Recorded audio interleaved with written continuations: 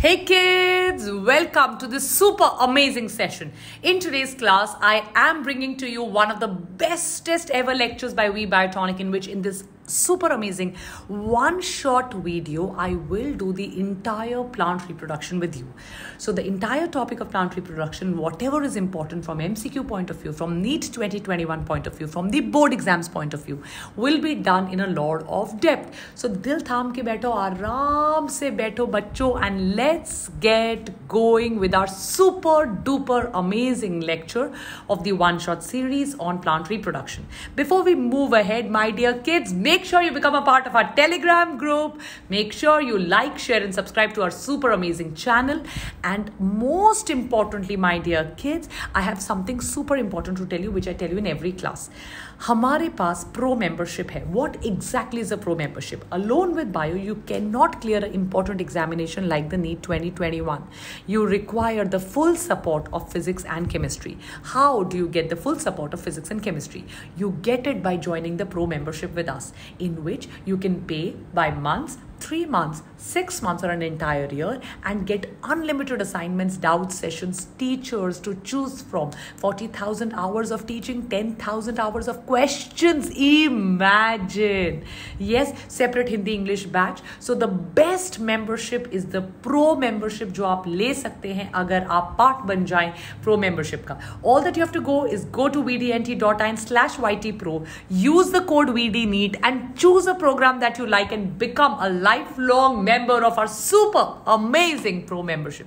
तो मिलते हैं pro membership के साथ long term classes में और शुरू करते हैं आज का super duper amazing session on one short lecture on plant reproduction. चलिए, let's start.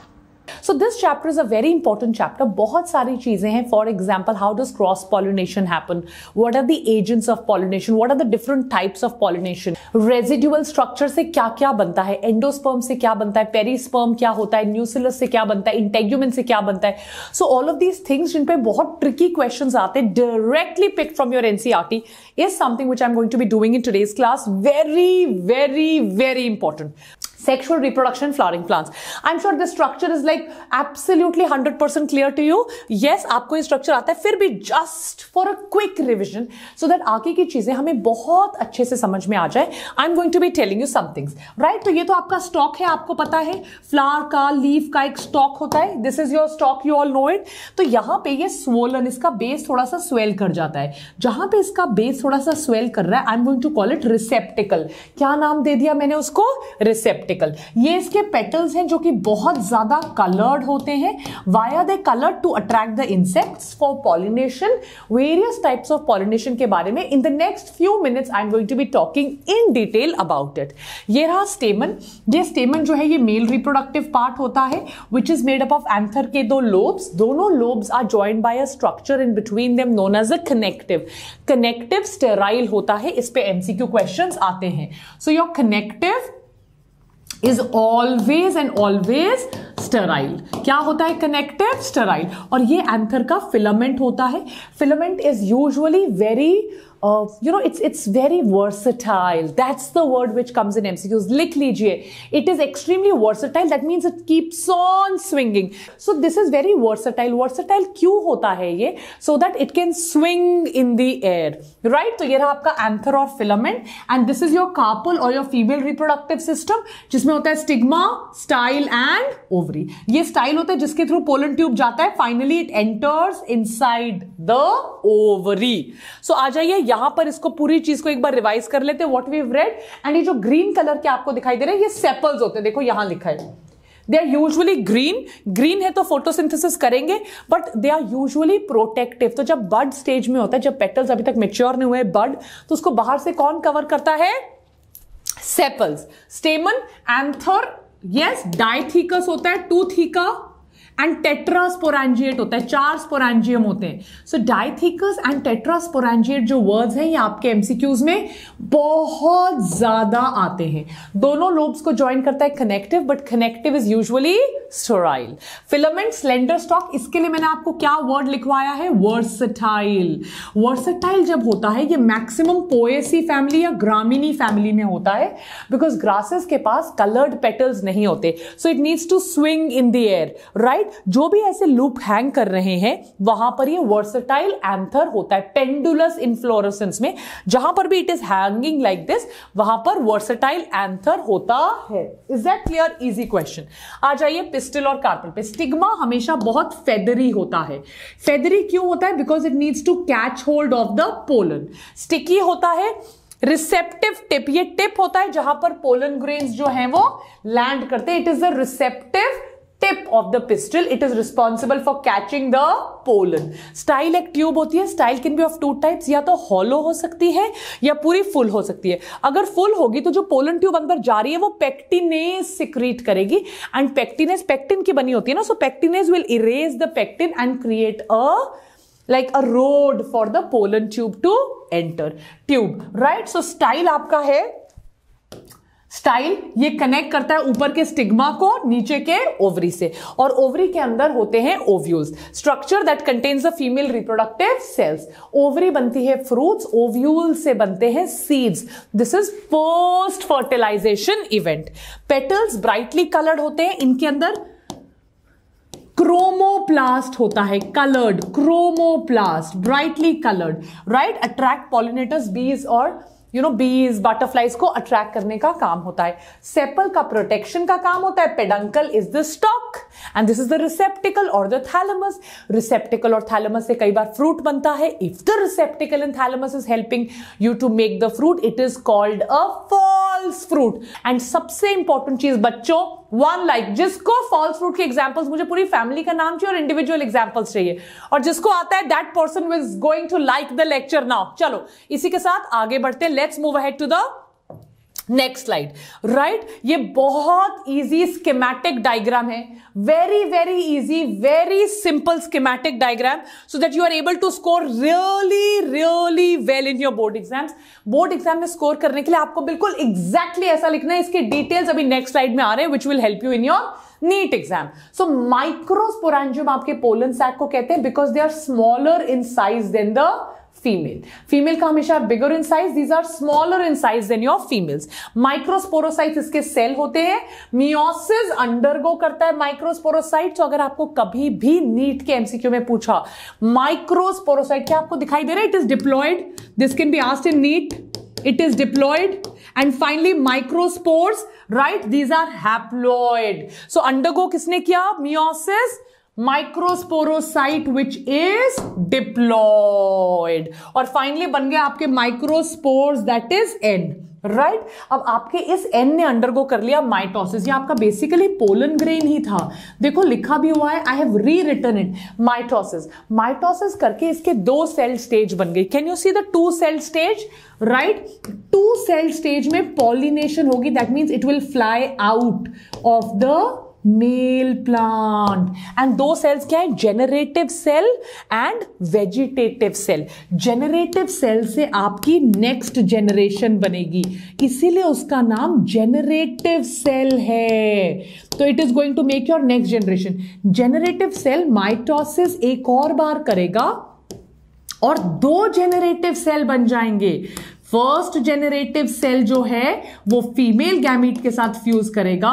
Second generative cell जो है वो आपका सेकेंडरी न्यूक्लियाई के साथ फ्यूज करेगा. ये आपके जेनरेटिव सेल्स होते हैं, नेक्स्ट जेनरेशन बनाते हैं. Generative. So first generative cell आपका फीमेल गैमीट के साथ फ्यूज करता है. सेकेंड जेनरेटिव सेल आपका सेकेंडरी न्यूक्लियस के साथ फ्यूज करता है. और जो वेजिटेटिव सेल होता है वो अगली जेनरेशन नहीं बनाता. It is pure vegetative. It does not help in making the next generation.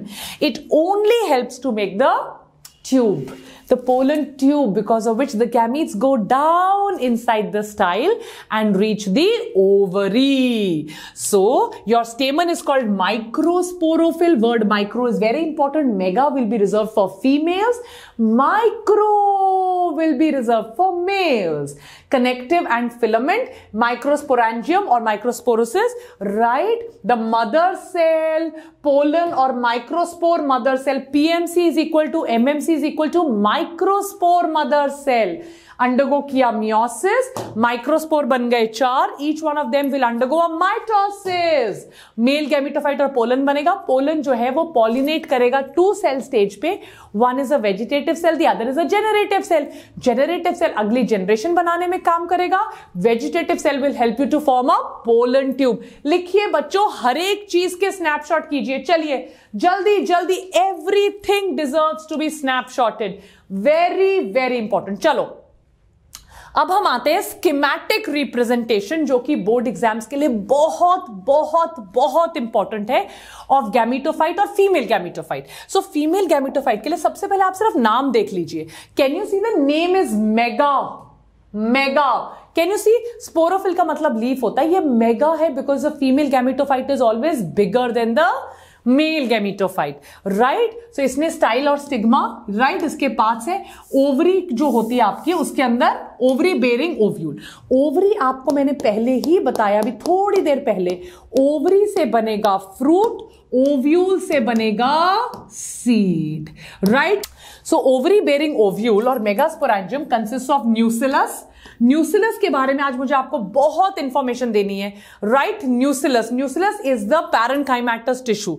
न्यूसिलस से बनता है मेगास्पोर मदर सेल, जो अंडरगो करता है मियोसिस और टेट्राड बनाता है. तो मान लीजिए ये आपका मेगास्पोर मदर सेल, इसको यहां कर देते हैं. ये आपका मेगास्पोर मदर सेल है, इसको मैं 2n कर देती हूं. इसने अंडरगो कर लिया मियोसिस. क्या अंडरगो कर लिया? मियोसिस. और मियोसिस अंडरगो करके इसने ऐसे 4n बना लिए. दिख गए आपको? n n n n 4n बना लिए. तो मान लेते हैं ये आपका चलाजल साइड है, ये आपका माइक्रोपाइलर साइड है. माइक्रोपाइलर, माइक्रोपाइलर m से स्टार्ट होता है ना, तो आप इसको मीनिंगलेस कर दो.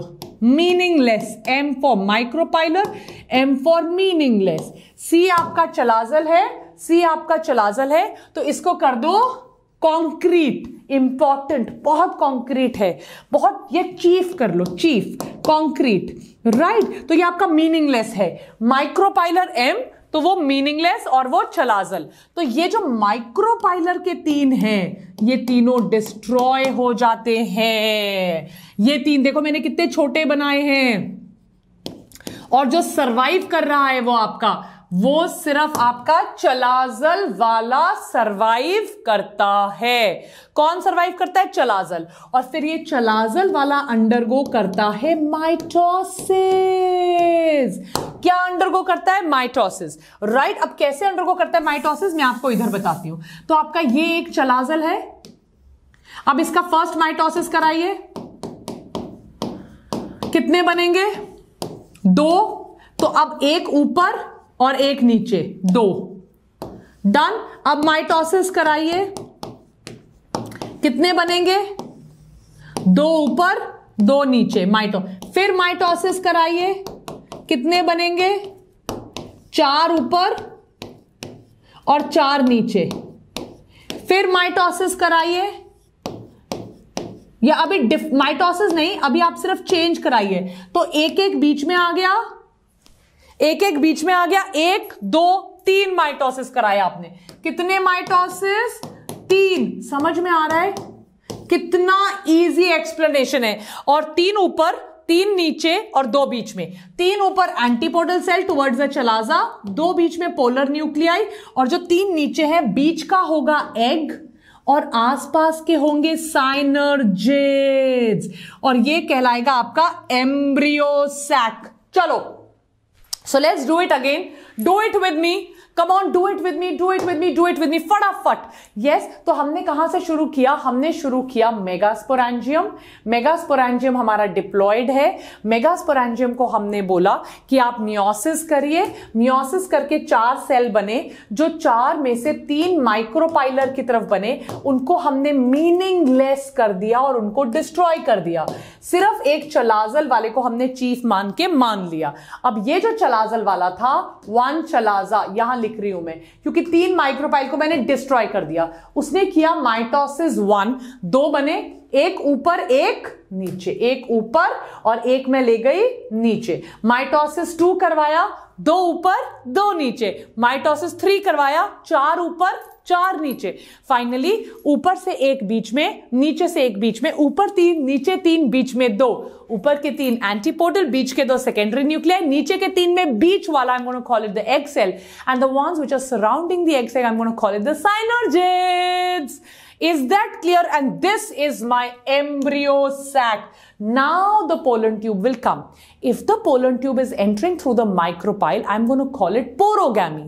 If the pollen tube is entering through the integuments or the coverings or the integuments, I'm going to call it mesogamy. And if the pollen tube is coming from the chalaza, I'm going to call it chalazogamy. So चलिए आगे बढ़ते हैं, बहुत बहुत interesting class है।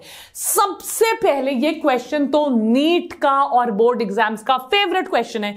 I am going to go to the side, you have to arrange the following, come on, you have to arrange the following in correct developmental sequence. मैं बिल्कुल side हो गई हूं so that you can see it very very very clearly. बताइए, male gamete, pollen mother cell, sporogenous tissue, pollen grains and microspore tetrad. Come on guys, ये तो करना ही करना है। यस, स्पोरोजेनस टिश्यू सबसे पहले, potential pollen mother cell, sporogenous tissue से mother cell से टेट्राड, टेट्राड से पोलन ग्रेन और मेल गैमीट। मेल गैमीट क्या करता है आपका? माइटोसिस। ये तो बहुत ज्यादा अमेजिंग स्लाइड है। इससे पहले कि मैं कुछ भी बोलूं, quickly click a photograph of this. पूरी की पूरी स्लाइड की एक फोटोग्राफ लीजिए, बहुत ज्यादा अमेजिंग स्लाइड है। चलिए तो आगे बढ़ते हैं ऑन आउटब्रीडिंग डिवाइसेस। आउटब्रीडिंग है क्या? What exactly is outbreeding? Let me tell you about outbreeding in a lot of detail. बेटा देखो, अगर एक प्लांट बार बार सेल्फ फर्टिलाइजेशन करता जाएगा तो उसके अंदर ऑब्वियसली इनब्रीडिंग डिप्रेशन होगा। बार बार सेल्फ फर्टिलाइजेशन करना इज कॉल्ड एज इनब्रीडिंग। तो उसके पास इनब्रीडिंग डिप्रेशन होगा, बिकॉज अगर वो खुद ही के साथ फर्टिलाइजेशन करता जा रहा है तो कोई ना कोई weak gene multiple times fertilisation करने के बाद ऊपर आएगी। दैट मीन्स अगर एक स्मॉल आर था उसके पास, and small R is not a good gene, तो बार बार रिप्रोडक्शन करने के बाद small R will combine with each other and small r दिखने लग जाएगा। अब कोई कैपिटल उसको छुपाने के लिए नहीं है। So therefore you need to do cross with other unrelated organisms. I repeat, बहुत इंपॉर्टेंट है कि बाहर के unrelated organisms के साथ क्रॉस किया जाए so that inbreeding depression does not happen. Let me write, this is going to avoid inbreeding depression. This is such a major point. ये क्वेश्चन इतनी, टू प्रिवेंट सेल्फ पॉलिनेशन, क्योंकि self pollination अगर बढ़ेगा तो inbreeding depression होगा ही होगा। Human beings में या एनिमल्स में इसीलिए कहा जाता है कि कोसैंग्विनस मैरिजेस नहीं होनी चाहिए। Can you read this? तो it is there to avoid inbreeding depression. जैसे कि मैं आपको बोल रही थी, ह्यूमन बींग्स में अगर हम क्लोजली रिलेटेड ब्लड रिलेटिव्स में शादी कर दे, we call it consanguineous marriages, and consanguineous marriages are very dangerous, नहीं होनी चाहिए। So therefore we have outbreeding devices. अगर मेरा प्लांट है यूनिसेक्सुअल है, दैट मीन्स या तो मेल प्लांट है या फीमेल है, पपाया में होता है और फीमेल, तो उसको तो बाहर it will have to reproduce outside, either male or female gametes, right? Cucumber में male flower is same, female flower is different. Male flower different, female flower. But papaya में तो totally plants ही अलग होते हैं. This plant can be a male plant, this plant can be a female plant. That's called as unisexuality. Dichogamy. Di means two. Gamy means gametes. Maturation sign is different. Plant जो है उसके अंदर male female दोनों हैं. Both are there, male as well as female gametes. जब male mature होता है, listen to what I am saying, जब मेल मेच्योर होता है, फीमेल जो है वो इमेच्योर रहती है, अभी तक यंग है, और अगर फीमेल मेच्योर होती है तो जो मेल है आपका वो अब तक इमेच्योर होता है। अगर मेल पहले मैच्योर हो, प्रोटो एंड्रस, प्रो का मतलब होता है बिफोर, एंड्रीशियम का मतलब होता है मेल। तो अगर एंड्रीशियम या मेल पहले मैच्योर हो रहा है, protandrous, androecium mature earlier than the gynoecium. Example sunflower, Helianthus annuus. Proto means before, gynoecium means female. तो बिफोर पहले कौन मैच्योर हो रहा है? Female. Gynoecium matures earlier than the andrecium. Example, Michelia. Very important. आज ये हेरिकोगैमी, कोई barrier है जो मेल फीमेल को मीट करने नहीं दे रहा। कैलोट्रोपिस में बहुत होता है। So if there is a barrier between the male and the female gametes, there is a meshwork, there is a barrier because of which the male gametes can not meet the female gametes of the same plant and the female gametes of the same plant can not meet the mature or the male gametes. Cruciferation में होता है, the stigma extends far beyond the stamen so that the pollen from the stamen are not likely to reach the stigma. Stigma इतना ऊंचा हो गया और ये रहे स्टेमन। एंटी ग्रेविटी अभी तो ऐसा तो है नहीं ऊपर उठेंगे। Herkogamy, there is a physical barrier, self sterility, right? This is something like घर की मुर्गी दाल बराबर। अगर स्टिग्मा पे सेम गैमीट आएगा, सेम प्लांट का गैमीट, तो वो जर्मिनेट होने में बहुत टाइम लगाएगा। और अगर बाहर का कोई गैमीट आएगा तो वो फटाफट से जर्मिनेट हो जाएगा। In some plants flower can not be fertilised by pollen of the same plant due to genetic reasons. Solanum, tuberosum, nicotiana, nicotine, yes वाले प्लांट में। Heterostyly is basically something similar to herkogamy जो definition में दिया है। हेटेरोस्टाइली का मतलब होता है हाइट डिफरेंट, फीमेल ऊंची तो मेल छोटा, राइट? फीमेल यहां पर, तो how will the male gametes go? Male gametes can not go. Herkogamy में इसलिए यूजुअली मैंने आपको कौन सा एग्जांपल दिया? कैलोट्रोपिस का। There is a barrier. Primrose में होता है, बहुत इंपॉर्टेंट क्वेश्चन है evening primrose, styles of different length relative to the stamen, right? Stigma style ovary जो है अगर छोटी है और स्टेमन बड़ा है तो फिर तो गिर जाएगा पोलन ग्रेन्स। बट अगर मैंने स्टिग्मा स्टाइल ओवरी को ऊंचा बना दिया और पोलन ग्रेन वाले स्टेमन को छोटा, तो ऑटोमेटिकली नहीं हो पाएगा। This is to reduce self fertilisation. Is that clear? Awesome slides. 100% one question will come from this slide. इसमें मुझे कोई भी डाउट नहीं है। 500% one question will come from this. आगे बढ़ते हैं और सारी चीजों को मैंने awesome tables के फॉर्म में आपके सामने डाला हुआ है, राइट? तो ये आपका ओव्यूल है। ओव्यूल हो सकता है ऑर्थोट्रोपस। ऑर्थोट्रोपस का मतलब क्या होता है? It is a straight line. आप ऑर्थोडोंटिस्ट या ऑर्थोपेडिक सर्जन के पास तभी जाओगे ना जब आपके हाथ पैर टेढ़े हैं, right? If your you know your hand is broken, your leg is broken, you go to an orthopaedic surgeon to fix it up. If your teeth are a little there, some of the teeth are in front, some of the teeth are behind, they are not in a straight line, you will go to an orthodontist. So ortho is straight. So मैं किस किस चीज को focus करती हूं? I will focus on the micropyle. Are you understanding? I will focus on the chalaza and I will focus on the funiculus. If the micropyle, chalaza and funiculus are in one line, I repeat, if the micropyle, chalaza and funicle are in one line, I call it orthotropous. If it is like this, please follow my hand. This is your micropyle, your chalaza and your funiculus. If it's at 90 degree, I call it hemitropous. Anna is this, 180 degree down. So this is your micropyle, your chalaza. See, micropyle, chalaza and this is your funiculus. Is that clear? तो आपको embryo sac दिख गया? Embryo sac हम बात कर चुके हैं। 3 antipodal cells, 2 secondary nuclei और बीच में एग और आसपास साइनोर्जिड्स। साइनोर्जिड्स के पास हमेशा फिंगर लाइक एक्सटेंशंस होती हैं so that it can attract the pollen tube, right? This is your chalaza.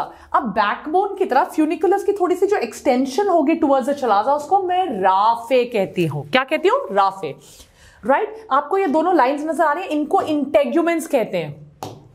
ये देखिए इंटेग्यूमेंट्स आर द कवरिंग्स और द सीड कोट्स। इंटेग्यूमेंट्स ही आगे चल के इसकी फोटो खींच लीजिएगा अभी आप, आर योर सीड कोट्स। तो अगर आप पोमोग्रेनेट देखते हो, इंटेग्यूमेंट इज एडिबल। वो सीड छोटा सा होता है जो बड़ा सा red which we eat is basically the integuments, they are the coverings. So the seed coat is made up of testa, tegmen. What is it made up of? Testa as well as tegmen. Those are the integuments.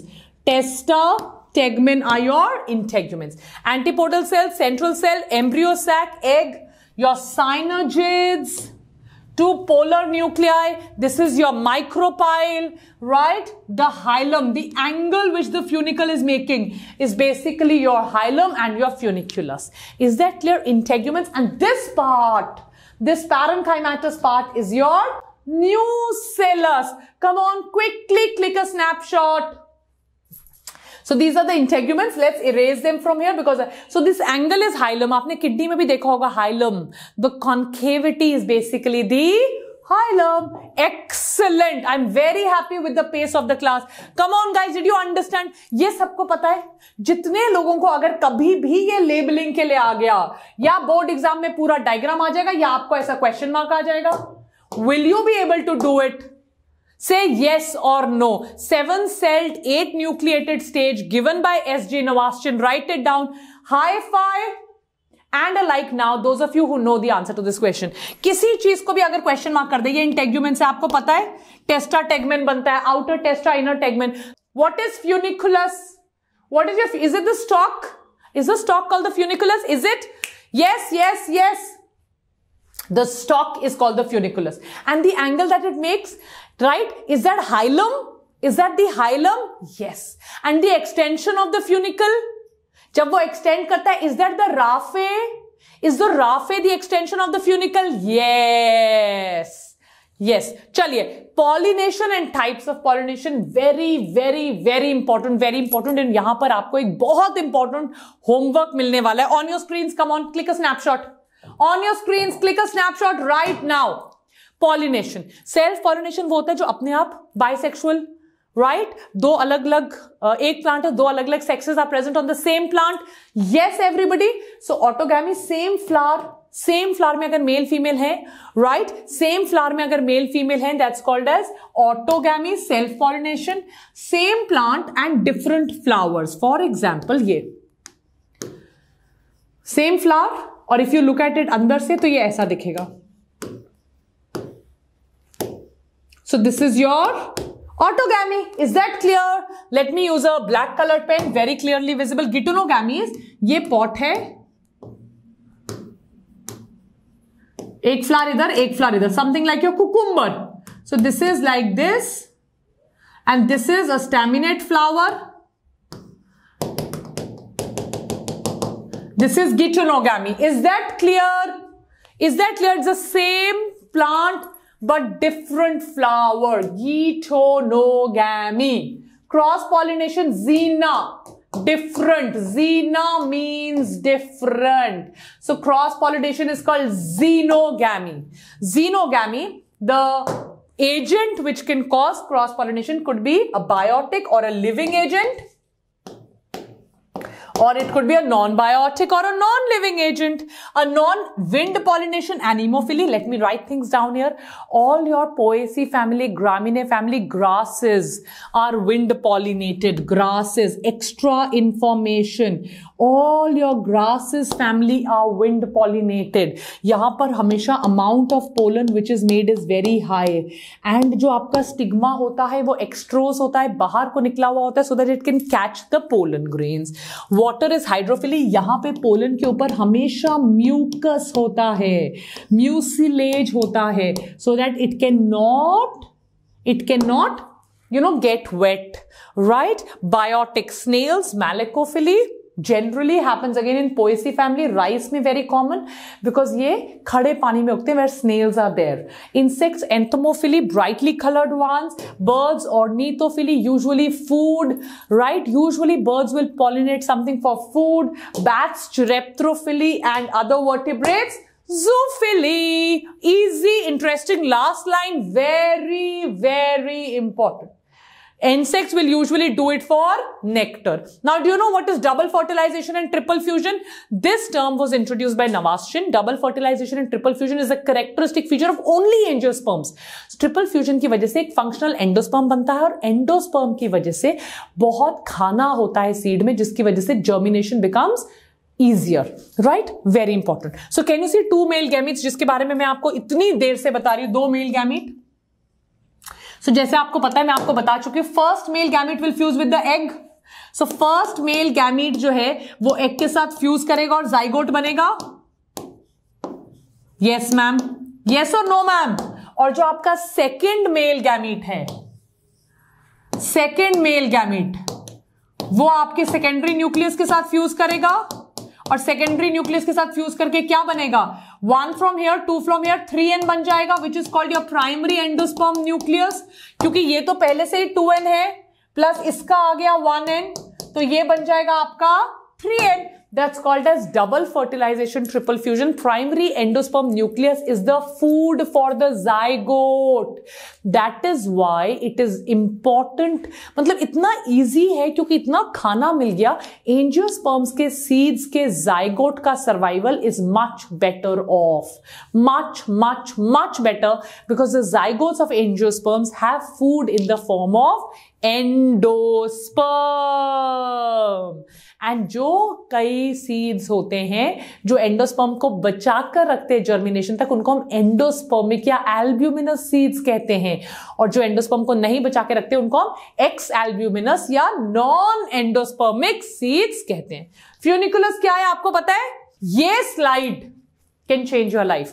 This is the most important slide of this entire class बच्चों. बहुत important है और भूलना मत. अगर वाकई में आपको राइट गाइडेंस की जरूरत है from the right teachers, you're feeling extremely like अब मैं क्या करूं, so make sure you join the crash course because it is available at a never before price and we are doing it only for you guys. So आ जाइए आप before fertilisation and after fertilisation पे. So before fertilisation जो आपका calyx, corolla, style, stigma, androecium होता है, immediately after fertilisation इनकी जरूरत नहीं होती because now the ovary will turn into fruit and the ovules will turn into seeds. तो इनको मेंटेन करने की कोई जरूरत नहीं है. ओवरी फ्रूट बन जाएगी. Ovary wall will be your pericarp, mesocarp, endocarp are the walls of the fruit. So outer wall of the ovary turns into pericarp. Ovule बन जाएगा सीड में. इंटेग्यूमेंट्स मैंने आपको बोला 2 coverings, testa, tegmen. Did I ask you a question right now कि किसके अंदर parthenogenesis farmer के लिए बहुत ज्यादा नुकसानदायी होगा? That means seedless production will be really bad for the farmer. Come on, say it now. And for this amazing slide जिसमें से at least 20 questions आ चुके हैं, every year 1 question will come. Outer integument is testa, inner integument is tegmen. Micropyle ही रहता है, right? Testa, tegmen. Funicle आपका stock of seed, right? अगर आपने देखा है सीड जैसे मार्जिन पे भी लगे हैं तो सीड जिससे लगे ये आपका फ्यूनिकल है. Nucellus is the perisperm. at least 10 times MCQ question. Egg cell आपका जाइगोट बन गया. साइनोर्जिड्स जिनके पास फिंगर लाइक एक्सटेंशन है वो डिसअपेयर कर जाते हैं. Is that clear? Isn't this an amazing slide?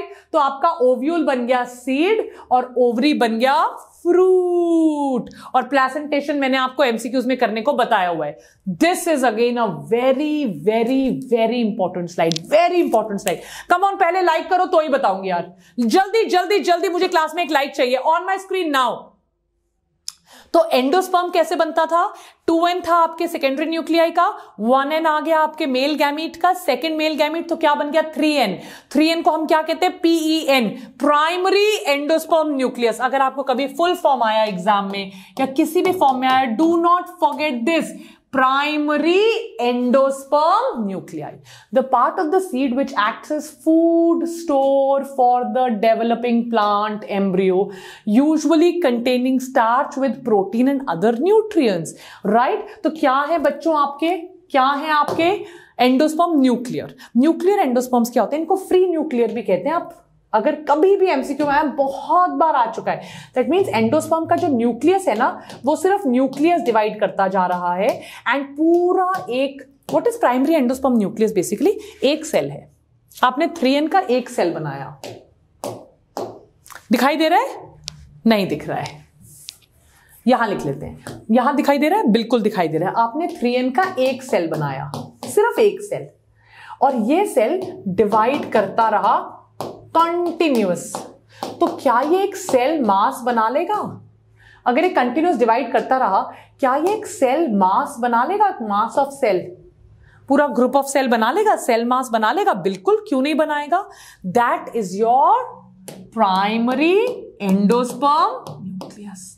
That is your primary endosperm. तो जो अगर डिवाइड करने वाला पार्ट है सिर्फ न्यूक्लियस है, only nucleus divides, only nucleus. ये रहा nucleus nucleus nucleus nucleus nucleus nucleus nucleus nucleus nucleus nucleus nucleus nucleus nucleus nucleus nucleus. What is it called? In the nuclear type of endosperm development, the primary endosperm nucleus divides by repeated mitotic free nuclear divisions. Only the nucleus divides without the formation of walls. आसपास cytoplasm, cell wall, cell membrane कुछ नहीं बन रहा है, सिर्फ nucleus divide कर रहा है। कोकोनट वाटर जो होता है आपका, कोकोनट वाटर, कॉटन, जीमेज, मकई। सेलुलर, अब समझ में आ गया, न्यूक्लियस बना, न्यूक्लियस के बाहर वॉल, न्यूक्लियस बना साइटोप्लाज्म वॉल, न्यूक्लियस बना साइटोप्लाज्म वॉल। पहला फर्स्ट न्यूक्लियर डिवीजन होता है is immediately followed by wall formation. यहां है सिर्फ फ्री न्यूक्लियर डिवीजन, सिर्फ और सिर्फ और सिर्फ nucleus. Example petunias and datura. आ जाइए हिलोबियल। What is helobial? आधा आधा आधा, इंटरमीडिएट। एक तरफ सेलुलर, एक तरफ न्यूक्लियर, आधा सेलुलर आधा न्यूक्लियर। ये होता है मोनोकॉट्स में। So what is helobial? Free nuclear, सिर्फ न्यूक्लियर डिवाइड कर रहा है। What is cellular? Nuclear divide कर रहा है, साथ के साथ cytoplasm, cell wall. What is helobial? आधा न्यूक्लियर आधा फ्री सेलुलर, या फ्री सेलुलर या मतलब सेल नहीं बन रहा है, न्यूक्लियर और आधा सेलुलर। Is that clear? तो ये तीनों are the types of endosperm formation. एक स्नैपशॉट ले लीजिए, मैं आपको बता नहीं सकती हूं कितना इंपॉर्टेंट है। चलिए फटाफट फटाफट डन। चलो तो इसी के साथ हम आगे बढ़ते हैं। Monocot and dicot seeds. Can you see this beautiful simple slide? Monocot में आपको दो कॉटिलिडन्स नजर आ रहे हैं, राइट? डाइकॉट में आपको, मोनोकॉट में आपको एक कॉटिलिडन नजर आ रहा है। That's what I meant to say. यहां पे मेरे को डाइकॉट कहना था, तो डाइकॉट में आपको दो कॉटिलिडन नजर आ रहे हैं, राइट? आपको पता होना चाहिए, शूट होता है, ऊपर निकलता है, रेडिकल से रूट निकलती है, प्लूम्यूल से शूट निकलता है। प्लूम्यूल से जो शूट निकलता है, टिप की जो कवरिंग होती है ऊपर वाली, उसको कहते हैं कोलियोप्टाइल, नीचे की कवरिंग को कहते हैं coleorhiza. Is that clear? Endosperm, ये रहा आपका एंडोस्पर्म, ये एम्ब्रियो, राइट? मोनोकॉट के एम्ब्रियो को हम स्क्यूटेलम कहते हैं। तो क्या मैं इसको एंडोस्पर्मिक सीड कह सकती हूं? बस मुझे इतना बता दो, बाकी सब मैं छोड़ रही हूं आप पे। क्या मैं इसको एंडोस्पर्मिक सीड कह रही हूं? क्योंकि सीड बनने के बाद भी एंडोस्पर्म है। एंडोस्पर्मिक सीड का मैंने आपको एक और नाम दिया था, एल्ब्यूमिनस। तो दूसरा सीड कौन सा होगा? Non albuminous seed. You can see the diagram and you can come to know. Cotyledon के ऊपर का पार्ट एपिकोटाइल, कॉटिलिडन के नीचे का पार्ट हाइपोकोटाइल। रेडिकल से रूट, प्लूम्यूल से shoot. Very very very very very important slide. इसका snapshot लीजिए। चलिए, बहुत इंपॉर्टेंट स्लाइड है। यस, आपने देखा होगा एनसीईआरटी में लास्ट में पैराग्राफ 2 पैराग्राफ 0 में कट कॉपी पेस्ट किए। जितने बच्चों को इन स्लाइड्स में प्रॉब्लम होती थी इसमें। सो सेल्स इन्वॉल्व, पार्थिनोजेनेसिस कितनी बार आया हुआ है? Embryo develops from egg cell without fertilisation. Can I write without fertilisation? कम से कम 15 या 20 टाइम्स आ चुका है without fertilisation. Apogamy, embryo develops from either synergids or antipodal cell. कितनी बार आया? अब आज के बाद तो कंफ्यूजन हो ही नहीं सकता। You can never have a confusion after this awesome class. Epospore embryo.